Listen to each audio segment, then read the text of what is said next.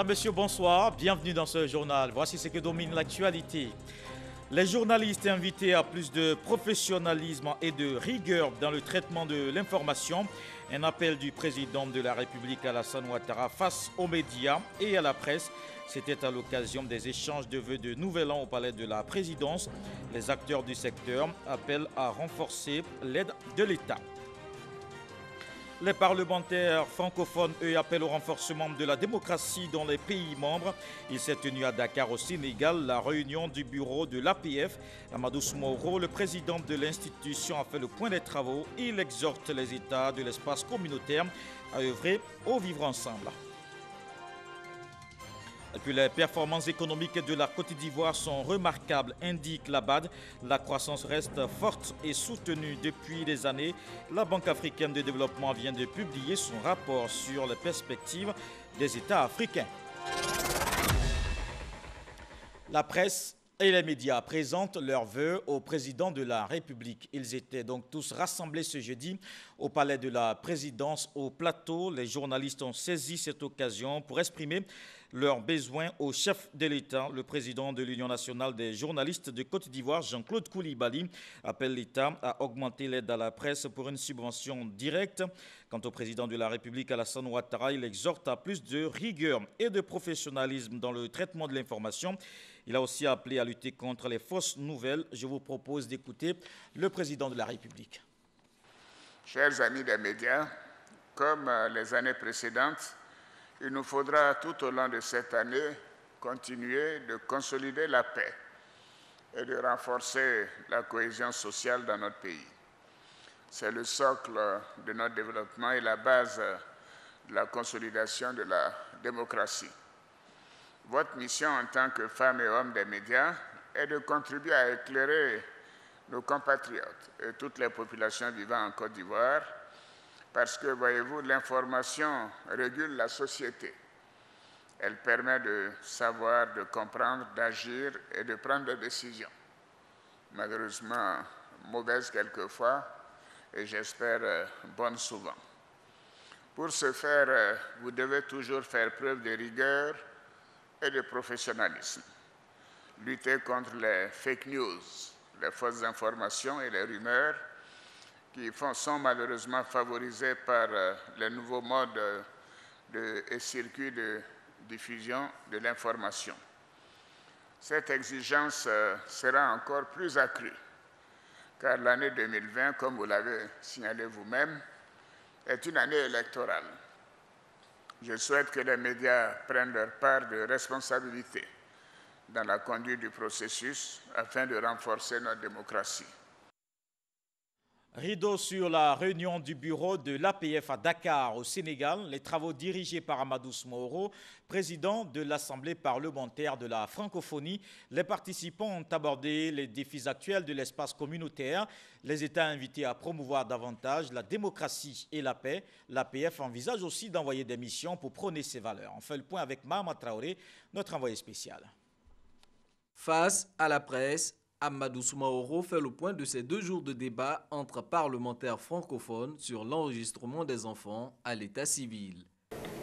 Nous allons demander certainement que les parlements francophones prennent des initiatives fortes en la matière pour limiter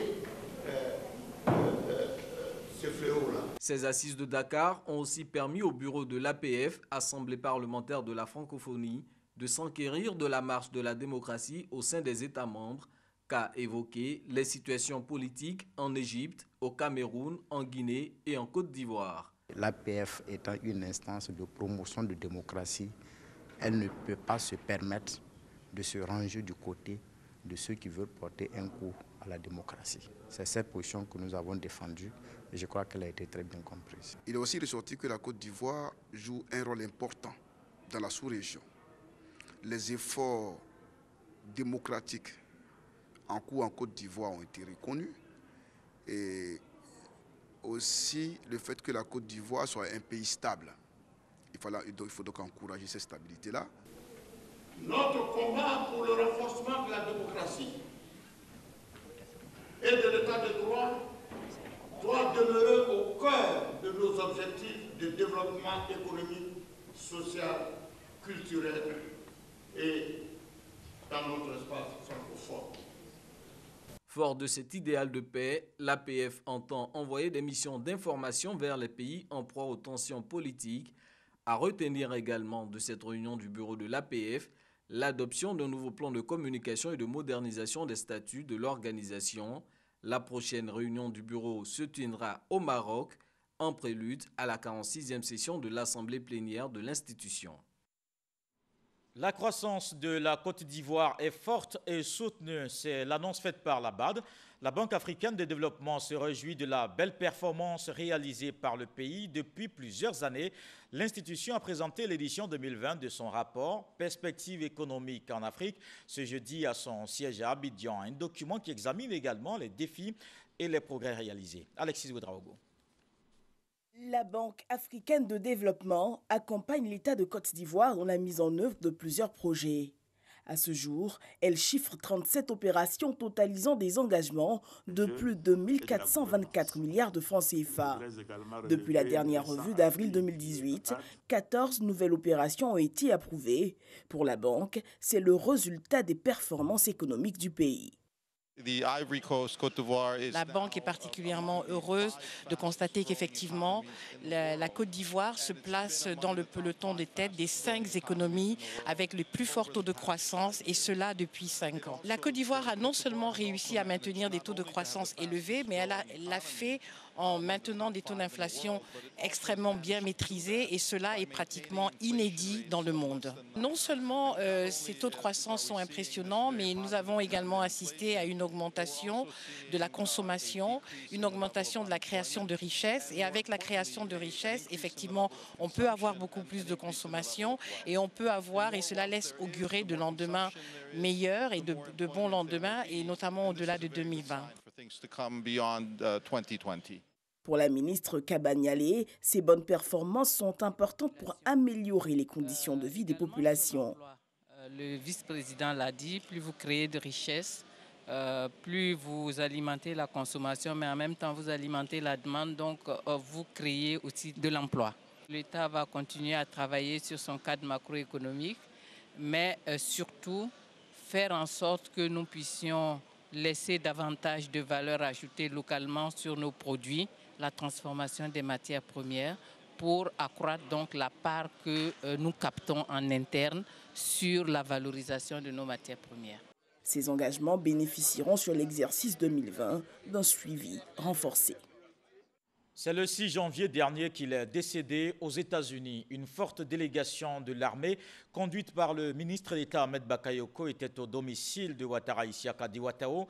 Une visite pour présenter les condoléances de l'armée à la famille du colonel-major. Il était le commandant des unités rattachées à l'état-major général des armées. Herman Guivé. Ils étaient tous présents ce jeudi.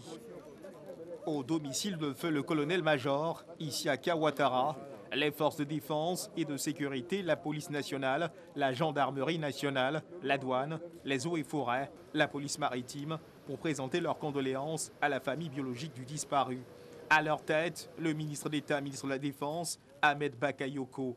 Décédé le 6 janvier 2020 aux États-Unis d'Amérique, le colonel-major Isiaka Ouattara Diouattao était le commandant des unités rattachées à l'état-major général des armées, ne pouvant être en reste du balai des délégations qui se sont rendues à son domicile depuis l'annonce de la triste nouvelle.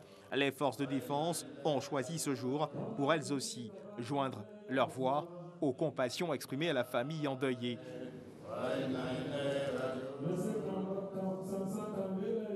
10 millions de francs CFA comme soutien financier à ses proches pour affronter cette difficile période.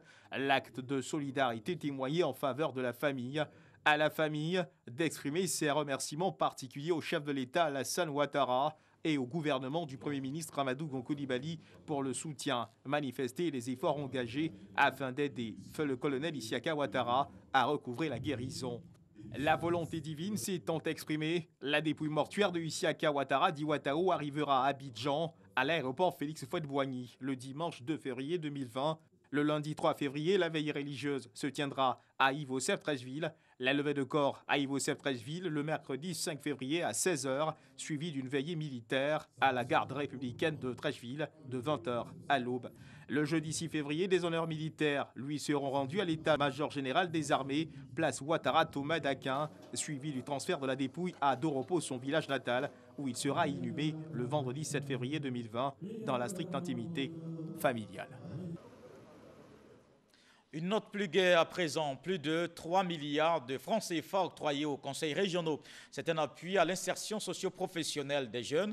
Le ministre de la Promotion de la Jeunesse, Touré Mamadou, a rencontré les responsables de ces entités décentralisées. L'État donne ainsi le pouvoir aux régions de poursuivre les initiatives d'autonomisation des jeunes. Ces derniers ont été invités à saisir toutes les opportunités d'emploi. Eugène Atoubé. Une très bonne nouvelle qui augure d'une année 2020 de tous les espoirs pour les jeunes dans tous les districts autonomes et régions de Côte d'Ivoire. 3 milliards 100 millions de francs CFA leur seront alloués par l'État de Côte d'Ivoire pour leur autonomisation et leur soutien dans la lutte contre la pauvreté. Une solution à l'employabilité des jeunes et leur insertion socio-professionnelle dans les régions et districts de Côte d'Ivoire. On va vers une décentralisation qui évolue. Ceci est à saluer dans la mesure où, quoi qu'on dise, c'est avec le développement humain, avec des jeunes qui ont les moyens de se prendre en charge que nous pourrons faire le développement de proximité au niveau de nos régions. C'est une délégation de pouvoir de l'État aux régions et districts autonomes pour accompagner l'opération Agir pour les jeunes, phase 2, lancée en septembre 2019 et pilotée par l'Agence Emploi Jeunes.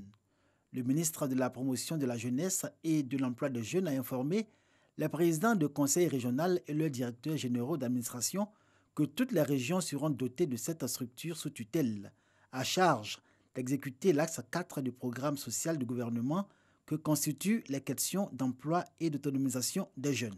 Nous avons une expérience déjà réussie dans le cadre du financement PGDEC où dans une phase pilote dans 10 régions, des jeunes ont pu bénéficier de financement, de suivi, d'encadrement.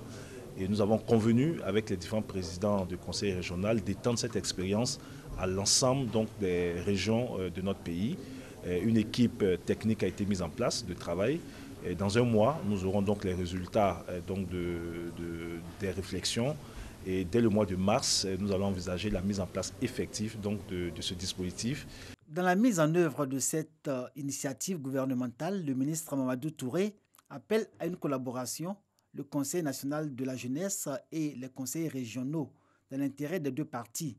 La présence du CNJ dans les instances de prise de décision de financement des projets jeunes devrait permettre d'informer et de sensibiliser davantage les jeunes, dont certains restent encore en marge de cette belle opportunité qu'est l'opération Agir pour les jeunes. Autonomisation des jeunes, mais aussi des femmes. L'État veut accroître la participation des femmes au développement de la Côte d'Ivoire. Pour ce faire, le secrétariat d'État chargé de l'autonomisation de la femme veut mettre en œuvre une stratégie pour rendre les femmes plus autonomes. Un séminaire vient de se tenir durant 2 jours. Les participants vont élaborer une feuille de route. Et cette feuille de route va retracer clairement les actions d'autonomisation des femmes. En attendant, le 8 mars, elles sont à l'honneur. C'est la journée internationale de la femme. Un panier disponible. Il est le symbole de l'union et de la diversité culturelle. La gente féminine veut aussi œuvrer à la cohésion sociale. C'est ce que nous dit Patricia Omouetia. Le pagne de la Journée internationale de la femme est le symbole de l'union, de l'ouverture d'esprit pour l'acceptation de la diversité culturelle. C'est un désir pour les femmes d'impacter positivement la société ivoirienne. Le pagne qui symbolise la femme africaine incarne un thème et un message. Il est donc de tradition pour le ministère de la Femme, de la Famille et de l'Enfant de choisir à chaque commémoration un pagne comme uniforme. La richesse des couleurs de ce pagne symbolise l'engagement des femmes à faire de notre riche diversité culturelle, ethnique, religieuse, un atout pour la paix, l'union et la cohésion sociale. La ministre a également invité les hommes à se procurer le pagne en tant que e-forchi pour soutenir les femmes dans leur quête de la paix. Le pagne est disponible en plusieurs couleurs, notamment l'orange, le vert, bleu, le violet et le marron. Le lancement officiel de la 29e édition de la Journée internationale de la femme sera lancé dans les jours à venir. Avec Michel Digré, parlons de la parité. Bientôt l'élaboration d'un nouveau code électoral. Les femmes veulent une meilleure représentativité dans les assemblées élues. La ministre de la Famille, de la Femme et de l'Enfant veut ainsi accorder cette place importante pour le respect des lois en la matière. Bakayoko Liramata a eu une séance de travail avec le président de la commission électorale indépendante. Représentation des femmes dans les assemblées élues. La commission électorale indépendante est en phase avec Bakayoko Liramata. À l'issue de cette séance de travail, la ministre donne les enjeux de cette rencontre. La première préoccupation est de la prise en compte des dispositions de la loi du 14 octobre 2019 favorisant la représentation des femmes dans les assemblées élues. Cette loi institue donc un quota minimum de 30% de femmes sur le nombre total de candidats pour tous les scrutins. Il s'agit des élections législatives, municipales, des conseillers des districts. Pour le président de la commission électorale indépendante, l'institution qu'il dirige prendra toutes les dispositions pour appliquer cette nouvelle loi. Il est donc fixé désormais que comme condition de recevabilité des candidatures, un certain quota au profit des femmes.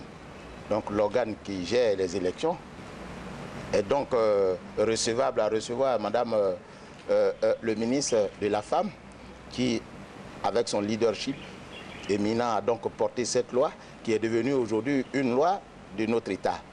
Donc il est bon que l'organe que nous sommes puissions avoir une séance de travail afin que, à bonne date, à l'occasion de la réception des candidatures, nous puissions donc aviser et appliquer cette nouvelle loi qui vient d'être promulguée. Bakayoko Liramata a également plaidé pour la création d'une cellule genre au sein de la commission électorale indépendante. Le dossier politique nous emmène ce soir en Guinée-Bissau. L'élection présidentielle tenue fin décembre dernier.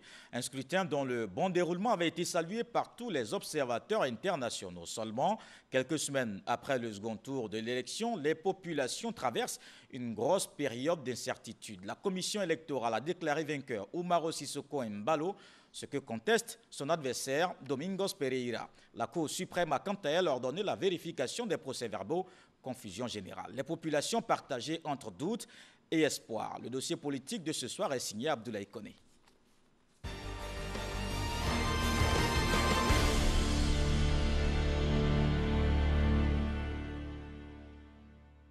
À 47 ans, Umaro Sissoko Embalo est le nouveau président élu de la Guinée-Bissau. Du moins, c'est le verdict des urnes qui a été rendu public par la CNE, la commission électorale, qui donne la victoire à l'ancien général de brigade et ancien premier ministre avec 53,55% des voix contre 46,45% pour son rival, Domingos Simoes Pereira, leader du PAIGC. Je suis un homme rassembleur. Guinée-Bissau a besoin d'un homme qui va nous rassembler. Mais quelques jours après se produit un coup de théâtre, le candidat malheureux et majoritaire au Parlement dénonce des fraudes et invite la Cour suprême à se prononcer sur la validité du second tour du scrutin. Déçu de la tournure des choses, la jeunesse a pourtant fondé beaucoup d'espoir en ce scrutin. J'attends du nouveau président qu'il crée les conditions pour que nous, les jeunes, puissions étudier et obtenir un emploi après. On veut aussi une vraie université publique. Si la commission électorale considère comme définitifs les résultats qu'elle a publiés, un arrêt de la Cour suprême demandant un apurement des résultats vient exacerber la confusion à Bissau. L'institution précise n'avoir pas ordonné un nouveau comptage des voix, mais une vérification des procès-verbaux. La confusion prend de l'ampleur quand au niveau régional, la commission de la CEDEAO se félicite dans un communiqué du 22 janvier de l'organisation pacifique du premier et du second tour d'un scrutin observés par des missions internationales et salue la victoire d'Omaro Sissoko Embalo. Dans le cafouillage, Domingo Simoes Pereira, leader du PAIGC, fustige l'attitude de la Commission. Selon lui, la CEDEAO outrepasse ses prérogatives en reconnaissant la victoire de son adversaire au mépris de l'arrêt de la Cour suprême, la plus haute institution de souveraineté de Guinée-Bissau. Aujourd'hui, depuis le début de tout cela, on a dit clairement qu'on n'utilise que les instances démocratiques de notre pays. C'est pourquoi on a saisi le Cour suprême. On n'a pas fait de bagarre, on n'a pas contesté n'importe où. On a accédé à un organe de la souveraineté de la Guinée-Bissau qui est censé éclairer toute situation de conflit qui est liée au procès électoral. Une position battue en brèche par Omaro Sissoko Embalo, le nouveau président élu. Le seul organe compétent de gestion électorale en Guinée-Bissau, c'est la Commission nationale indépendante des élections. Et aujourd'hui, je pense que tout est clair. Et les choses que la Cour suprême avait demandé la Commission nationale indépendante de faire, c'est pour les signatures des procès verbaux. Et ce procès verbal était déjà signé, il est envoyé à tous les organes de la souveraineté, y compris le président sortant et le gouvernement et le président de l'Assemblée. Et aujourd'hui, ils ont fait les déclarations. Demain, ça va terminer avec les conférences de presse de la Commission nationale indépendante. Depuis la décolonisation, le pays est en proie à une instabilité chronique avec 4 coups d'État et une quinzaine de tentatives de putsch depuis son indépendance du Portugal. L'une des principales préoccupations de la population reste l'amélioration des conditions de vie. Mon attente, c'est qu'ils développent le pays. Ils trouvent les jobs pour les jeunes, le travail. Il faut qu'il y ait du travail pour les jeunes. Il y a beaucoup de jeunes diplômés qui n'ont pas de travail. Les gens ne font que parler, ne font que bavarder. Ils ne s'occupent qu'à leur poche. Dans son discours télévisé du Nouvel An, José Mariovac a salué la retenue de l'armée pendant les 5 années agitées de son mandat.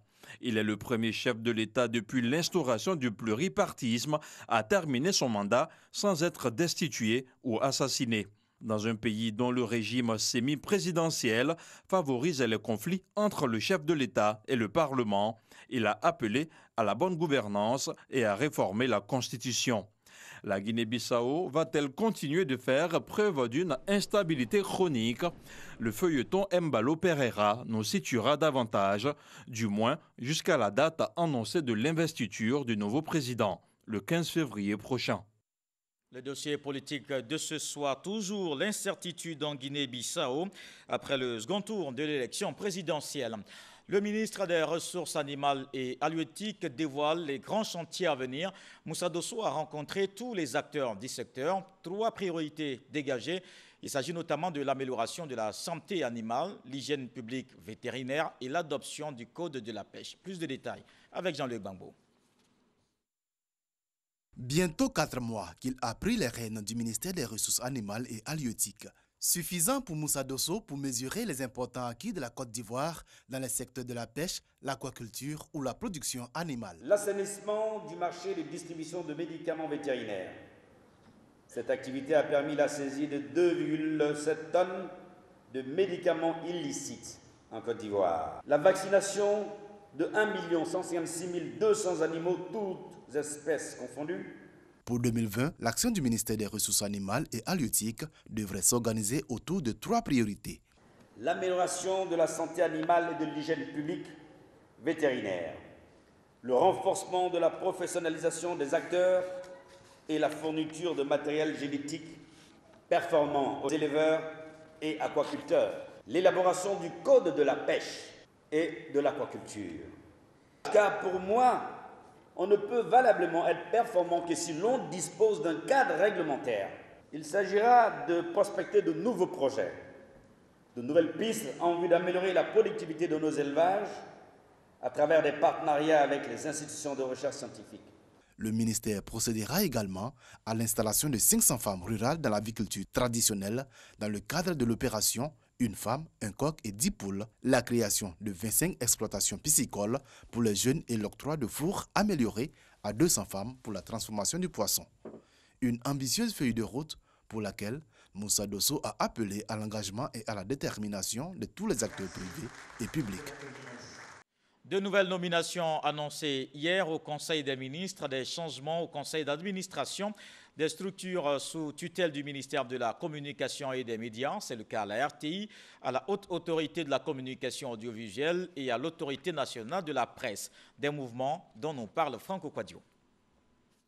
La décision a été communiquée au titre des mesures individuelles du Conseil des ministres du mercredi 29 janvier, du mouvement au sein de plusieurs structures sous tutelle, des ministères de la Communication et des Médias, ainsi que de l'économie numérique et de la Poste. La radio-télévision ivoirienne a un nouveau président de son conseil d'administration. Il s'agit de Akasaye Lazare, précédemment président du conseil d'administration de l'Agence ivoirienne de gestion des fréquences radiophoniques. Il remplace Bouaka Pascal, qui fait le chemin inverse, désormais PCA de l'AIGF. La Haute Autorité de la Communication Audiovisuelle, ACA, a aussi un nouveau président, René Bourgoin, ancien directeur général de l'institution. Il remplace à ce poste Ibrahim Sissavani. L'Autorité nationale de la presse, ANP, n'est pas en reste. Samba Kone, ancien directeur de l'Observatoire de la liberté de la presse et de la déontologie, est le nouveau président de son conseil d'administration. Et cela en remplacement de Raphaël Lapé, qui présidera le conseil d'administration du conseil de l'Agence pour le développement de la filière riz ADERI. Le 1er février, le président de la République, Alassane Ouattara, sera à Sakassou. Le chef de l'État rend visite à la reine Akwaboni II, reine des Baoulés. La ville bénéficie de 5 km de bitume. Les travaux avancent bien. Le ministère de l'Équipement et de l'Entretien routier incite les entreprises au respect du délai. Le reportage de Boubacar Silla et Kader Sorodogo. Sakassou en chantier. À quelques heures de la visite du président de la République, Alassane Ouattara, dans cette localité. Les travaux de réhabilitation de la cour royale et les grandes voies d'accès à Sakassou ont démarré. Pour s'assurer de l'avancement des chantiers, avant l'arrivée du chef de l'État, le conseiller technique du ministère de l'Équipement et de l'Entretien routier, Abounibi Koulibaly, effectue une visite de terrain.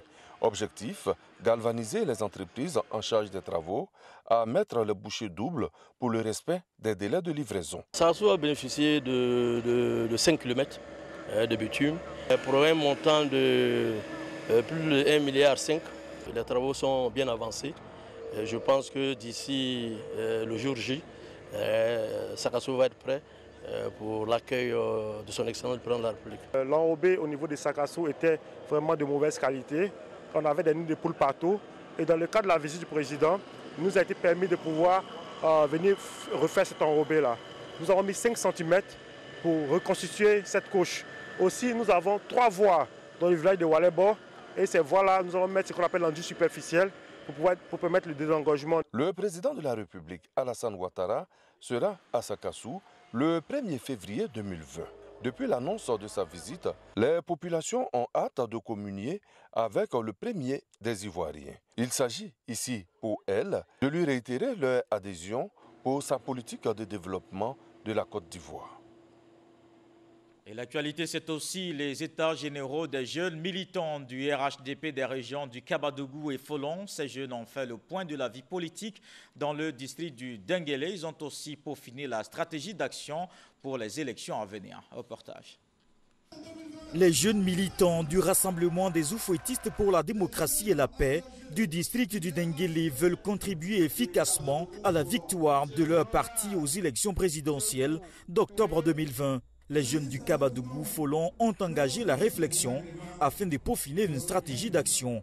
Le taux de restitution en Côte d'Ivoire, notamment dans notre région, on avait moins de 30% de localités électrifiées. Aujourd'hui, on a plus de 70% de localités électrifiées. Donc ce soutien au président de la République sera inconditionnel jusqu'aux élections en octobre 2020. Pour l'organisation de leurs états généraux, les jeunes du Kabadougou Folon ont bénéficié du soutien du ministre Gaoussou Touré. Au niveau du district du Denguélé, nous n'avons aucun problème. Parce que nous sommes sûrs que le district du Denguélé sera toujours le premier district. Et au niveau du suffrage exprimé, aussi bien au niveau du taux de participation. Le ministre Gaussou Touré a aussi promis, à travers l'agence emploi jeunes, le financement de projets de 140 jeunes du district du Denguélé à hauteur de 500 000 francs CFA chacun. Dans le reste de l'actualité, après la Russie, l'Allemagne et tout récemment l'Algérie, c'est au tour du Congo d'organiser une réunion consacrée à la crise libyenne. Le chef de l'État congolais, Denis Sassou Nguesso, a dirigé ce jeudi à Brazzaville la 8e réunion du Haut Comité de l'UA sur la Libye. L'Union africaine veut désormais jouer un rôle dans la résolution du conflit. Le président sud-africain Cyril Ramaphosa, dont le pays prendra la présidence tournante de l'Union africaine la semaine prochaine, a déjà fait de la Libye l'une de ses priorités. Le Brexit ouvre une nouvelle ère au Parlement européen. Les eurodéputés ont approuvé la sortie du Royaume-Uni de l'Union européenne. Le Brexit sera définitivement acté demain vendredi 31 janvier. Mais ce qui est désormais dans toutes les têtes des députés qui reste, c'est l'avenir, la future relation euro-britannique. Pour le moment, tous les règlements, lois et directives de l'Union resteront d'application au Royaume-Uni jusqu'au 31 décembre. Voilà qui met un terme à ce journal. Merci de l'avoir suivi. Demain, retrouvez Marine Cognan. Bonsoir.